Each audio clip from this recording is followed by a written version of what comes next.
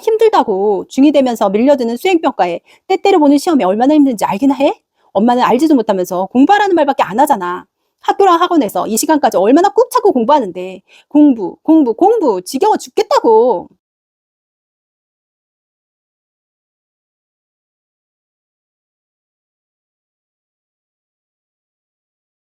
이번에 수필집을 내게 됐는데요.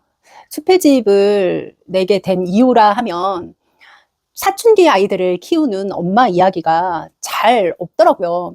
아주 어린 아이들이나 초등학교 저학년 때까지 아이들을 키우는 엄마 이야기는 있는데 초등학교 고학년 그리고 중학교에 가면서 아이들 키우는 이야기는 잘 만나볼 수가 없어요. 왜냐하면 제가 아이들을 키워보니까 그때는 글이 잘 안 나오는 것 같아요. 왜냐하면 아이들하고 너무 사이가 멀어지거나 혹은 아이들과 관계가 너무 악화돼서 지금 이때 글을 쓰면 아이에 대한 온갖 안 좋은 것들을 다 쏟아내 버릴 것 같은 거예요. 그래서 쉽사리 수필집을 쓸 수 없는 게 아닌가라는 생각이 들 정도입니다. 그 정도로 사춘기 아이들과 여러 번 부딪히고 정말 죽겠다. 그냥 뭔가 답답하다. 이런 상황들이 연출이 되니까 그 시기에 수필집은 잘 안 나오는 게 아닌가라는 생각을 해봤어요. 그러면서 저도 아이들과 아주 소소하지만 그래도 사춘기라서 겪는 이야기들, 그런 갈등들을 풀어나가 보면 어떨까라는 생각이 들었죠. 이 과정들을 통해서 아이들이 어떻게 변화하고 달라지는지 느낄 수 있을 거고 또 그 과정에서 제가 아이들을 대할 때 조금 더 한 번 더 정제하고 감정을 누르면서 대할 수 있지 않을까. 객관적으로 나를 볼 수 있는 방향을 좀 찾는 기회로 삼자 해서 글을 쓰게 됐습니다. 처음에는 수필집을 내는 게 목표였다기보다 아이들과 이제 있었던 일상을 정리하면서 글쓰기 연습을 좀 해보자는 시작으로 글을 쓰기 시작했어요. 아이들하고 있었던 일상을 쭉 써서 가족 단톡방에 공유를 했거든요. 그러면 아이도 자기 상황에 대해서 읽어보고 나도 읽어보고 또 남편도 읽어보고 하면서 객관적으로 그 사건을 바라볼 수 있게 되더라고요. 그러면서 서로 감정을 추스리고 이해하는 데 도움이 됐죠. 그런 과정들이 하나 둘 쌓이다 보니까 점점 글이 늘어나는 거예요. 그러면서 그 과정에서 아이들의 성장 일기 같은 느낌을 받았습니다. 아이가 어떻게 성장하고 자라나고 독립해 가는지 그 기록들을 모아서 책을 내게 됐죠. 사춘기에 대해서 제가 굉장히 공부를 많이 했다고 생각했고 사춘기가 너무 중요하다고 생각하는 사람 중에 하나였어요. 그래서 부모님들한테 "사춘기가 굉장히 중요한 시기고 기회다. 그러니 사춘기 때 좀 더 많은 아량을 베풀고 좀 더 성장할 수 있는 그런 경험을 많이 줘야 된다."라고 말씀을 드렸거든요. 그런데 실제로 저희 아이가 사춘기가 오니까 참 마음이 달라지더라고요. 저희 아이는 사춘기라고 할 정도도 아니고 그냥 원래 너무나도 온순하고 순했던 아이가 자기 의견을 말하고 조금 더 자기 주장을 펼쳤을 뿐인데도 사사건건 부딪힌다는 생각이 너무 많았고 아이가 이제 내 휘하를 떠나서 자기 마음대로 산다라는 생각이 드니까 좀 불편했던 것 같아요. 그러면서 그 과정에서 이제 중학교에 올라갔으니까 공부는 해야 되고 뭔가 성과는 내야 되고 그런데 아이는 자꾸 뒤처지고 혼자 하겠다고 하면서 엉뚱한 행동을 하고 하니까 갈등이 있었던 것 같아요. 제가 이 책이 나오고 나서 이제 가족들이 이제 읽어보는데 저희 아들이 그러더라고요. 자기 5학년, 6학년 때쯤 누나가 사춘기가 와서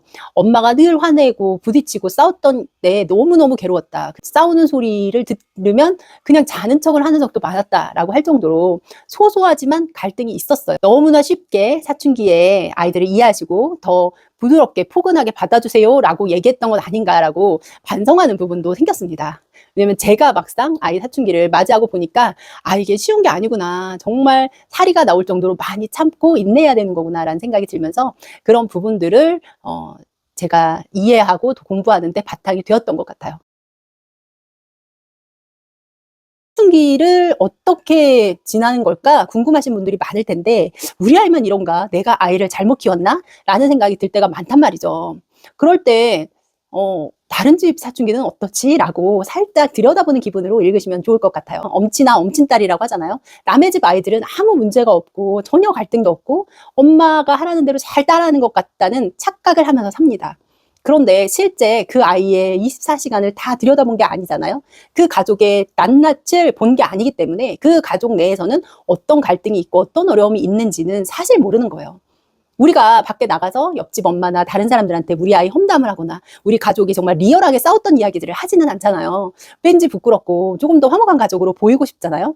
그래서 남들의 가족은 다 완벽해 보이는데 우리 집만 사춘기라서 이렇게 갈등이 있는 것 같아 라는 생각을 하실 텐데, 제 책을 읽어보면 그건 아니구나 라고 생각하실 거예요. 저희 집도 남들이 볼 때 굉장히 화목한 가족이고 누구 못지않게 아이들이 순하고 저나 남편이나 아이들한테 신경 많이 쓰고 굉장히 화목한 가족으로 보이는데요. 실제 열어보면 가족 간에 다 뾰족뾰족한 부분이 있고 갈등이 있고 부딪히는 걸로 계속 부딪힌단 말이죠. 그런데 그거를 밖에서 볼 때는 그냥 화목한 가족이다라고 생각할 수 있는 부분이거든요. 그래서 사춘기 다른 집은 어떻게 지내는지 살펴보시면서 아, 우리 아이만 특별하게 문제가 큰 건 아니구나.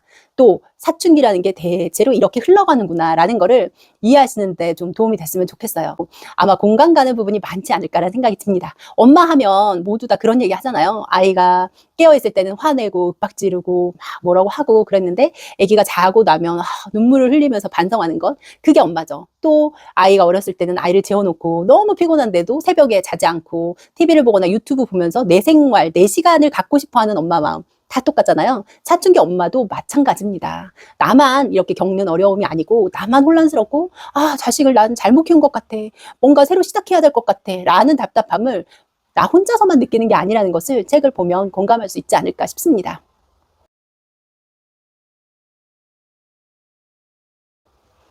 사춘기에는 무엇보다 말투나 표정 이런 것에 반응하지 않는 게 중요하죠. 그런데 이론적으로는 알지만 아이가 막 세모눈을 하면서 덤비듯이 말하거나 불손한 태도로 이야기하면 화가 먼저 치솟죠.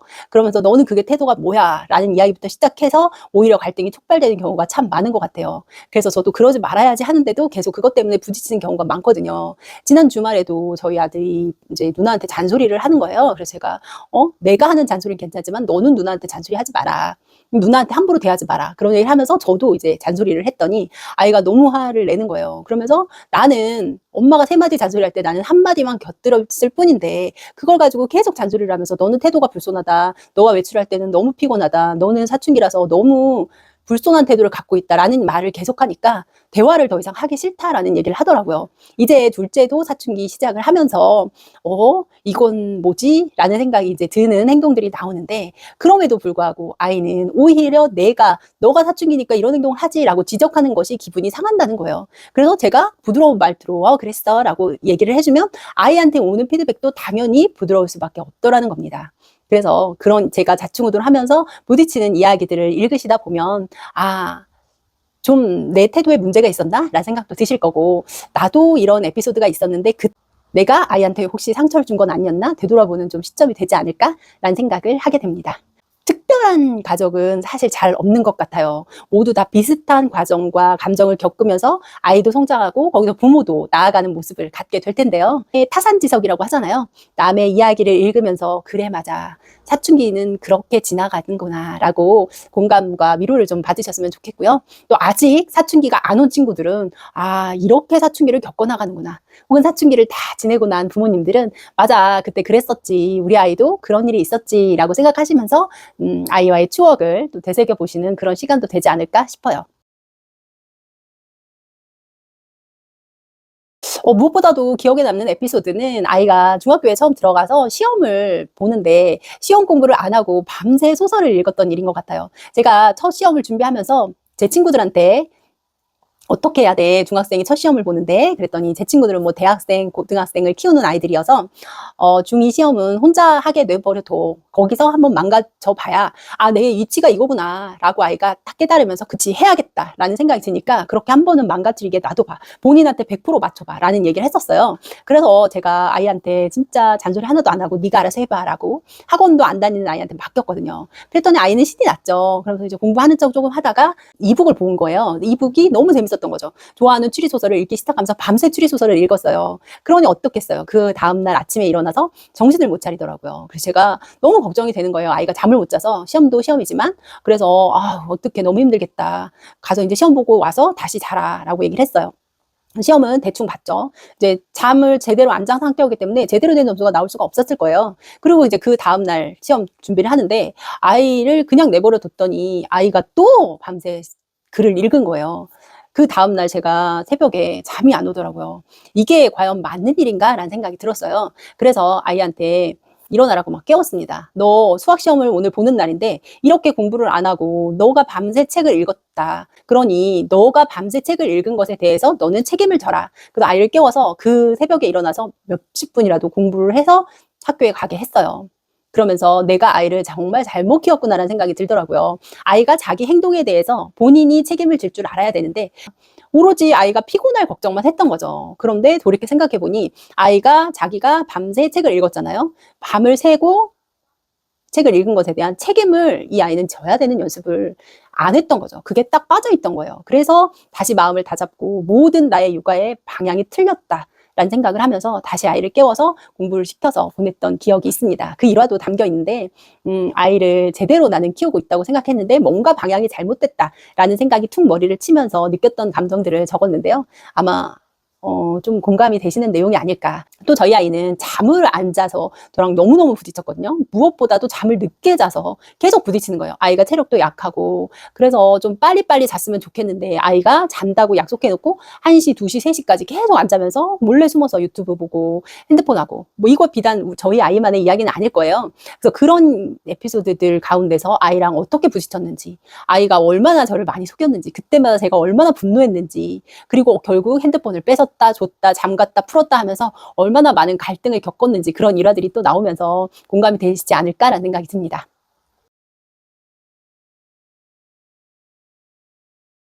제가 이 책을 쓰면서 조금 걱정이 됐던 게 저희 큰아이는 이때 중학교 1 학년, 2 학년이었고 작은아이는 5 학년, 6 학년 정도 되는 나이였어요. 그래서 큰 딸아이는 사춘기가 와서 전과 다른 모습을 굉장히 많이 보이고 있었고 둘째 아들은 아직 사춘기가 오기 전이라서 원래 그 순하고 애교 많고 이런 모습을 간직하고 있었단 말이죠. 둘이 비교가 되는 글이 많이 나오면서 누군가는 '아 이 집은 편애하는 게 아닌가?'라는 얘기를 했었었어요. 근데 저희는 진짜 본인한테 이제 제가 물어봤거든요. 저희 아들한테 "우리 집은 편애를 하는 것 같으냐?"라고 물어봤더니 둘째 아들이 하는 것 같다. 나를 더 예뻐하는 것 같다."라고 하더라고요. 그래서 첫 애한테도 물어봤어요. "우리 집 편애를 하는 것 같아?"라고 했더니 큰아이는 그 이성적이고 논리적인 편 T인데 네 "아니 우리 집은 그런 거 없는 것 같다. 딱히 그런 느낌은 못 받았다."라고 하더라고요. 그런데도 이제 읽으시는 분들이 둘째 아이는 유순하고 순하게 나오고 첫째 아이는 계속 부딪히고 갈등하고 잔소리하고 싸우고 이런 부분이 나오니까 '그런 부분 좀 오해하실까.'라는 생각이 들어요. 그래서 제가 책을 내기 전에 두 아이를 불러서 특히 큰아이한테 "책을 이런 식으로 낼 텐데 서운하지 않겠느냐?"라고 했더니 저희 아이가 "뭐 있었던 일을 그대로 쓰는 거기 때문에 상관없다."라고 이야기해서 그대로 그냥 진솔하게 냈어요. 그러면서 지금 둘째 아이가 중학생이 되면서 좀 사춘기가 시작이 돼서 남자아이라서 그냥 순한 정도가 아니라 막 소리 지르고 화내고 막 이런 증상들이 나오기 시작했거든요. 그래서 제가 "걱정하지 마라. 너의 두 번째 사춘기라는 제목으로 너의 사춘기도 글로 쓸 거니까 그 수필도 기대해라."라고 이야기를 하고 있거든요. 그래서 일부만 보여주는 거잖아요. 저희 인생의 전반을 다 보여주는 게 아니기 때문에 그 시기에는 좀 그런 면이 있었다. 라는 것을 좀 이해해 주시고 읽으시면 좋을 것 같고 또 다른 분들이 그렇게 이해하실 거라고 생각하고 책을 썼습니다. 저희 아이가 중학교 2 학년 때 집에 오더니 친구들이 자퇴를 하고 싶어 한다는 거예요. 그래서 중학생이 뭐가 그렇게 힘들어서 자퇴를 하고 싶냐. 아이들이 공공연히 자퇴하는 방법을 검색해서 친구들한테 막 알려주더래요. 그래서 "뭐가 그렇게 힘들어서 너네는 자퇴를 하려고 해. 엄마가 아빠가 다 모든 걸 너한테 서포트해 주고 너는 진짜 그냥 공부만 조금 하면 되는데 너희한테 돈을 벌어오라는 것도 아니고 밥을 안 해 주는 것도 아니고 다 모든 거를 정말 다 걸고 해 주는데 뭐가 그렇게 힘들어?"라고 물어봤더니 아이가 그러더라고요. "우리 정말 힘들어. 학교 끝나면 몇 시까지 4시 이후까지 공부해야 되지. 그 이후에 조금 쉬었다가 다시 학원 가야 되지. 10 시까지 학원에 있다가 와서 또 학원 숙제하고 12 시에 자고. 그러고 나서 핸드폰 좀 하려고 그러면 엄마가 막 화내면서 자라고 하고." 이런 일들의 반복이 피곤하기도 하고 또 매일매일 학교에서는 비교당한다는 거죠. 내가 잘하는지 저 아이가 잘하는지 비교를 계속하면서 나의 자존감은 떨어지는데 그 비교의 과정에서 시험의 성적에 계속 노출이 돼요. 또 수행 평가도 해야 되고 시험도 봐야 되고 그런 과정들이 굉장히 지난하고 피곤하다. "우리도 힘들어."라고 이야기하더라고요. 그 얘기를 들으면서 좀 흔들릴지언정 '저렇게 있어 주는 게 정말 감사하구나.'라는 생각을 하게 됐어요. 그러면서 이 책에 있는 에피소드들이 더 소중하게 느껴졌고 아이가 이제 시간이 좀 지나고 나서 '내가 이런 일이 있었나?'라고 1-2년 전 일인데도 그렇게 얘기하더라고요. 그러면서 다시 추억 삼아서 보면서 '맞아. 사춘기 때 이랬지.'라는 이야기를 하게 됐던 기억이 있습니다. 이 시대 아이들을 키우는 엄마들과 함께 나누고 싶은 이야기입니다. 내 이야기가 될 수도 있고 우리 아이 이야기가 될 수도 있고 공감하시고 이야기를 들으면서 위로를 좀 받았으면 싶은 마음입니다. 1000번을 흔들려야 엄마가 된다. 여러분들한테 많은 울림을 주는 책이 되었으면 좋겠네요.